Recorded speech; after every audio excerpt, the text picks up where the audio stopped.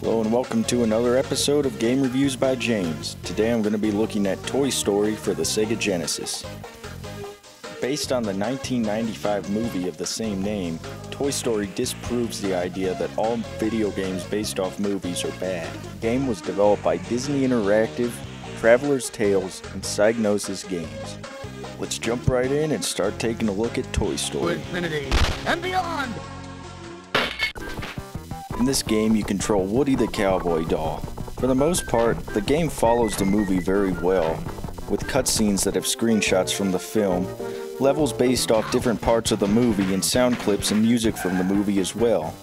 The game is very diverse in its level variety, which is always a good thing, and for the most part, the diversity doesn't skew much from the side-scroller that the game is.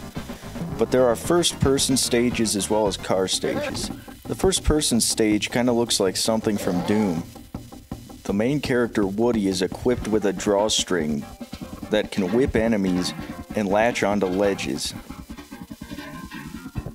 The weapon has very good range, and Woody's abilities are very good as well. He runs very quickly and can jump very high.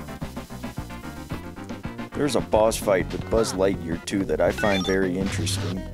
I guess one downside to this game is that the only playable character is Woody. It would have been cool to play as Buzz Lightyear too. For a game that was not only based off of a movie, but also on an aged 16-bit graphics system when it was released in the latter half of the 90s, Toy Story is an awfully ambitious title that comes up short in a few areas. One of them would have to be the control. It's sticky at times. Another thing I found is that the game is pretty challenging to be a children's game, of course. Probably the best thing about this video game, though, is the creativity.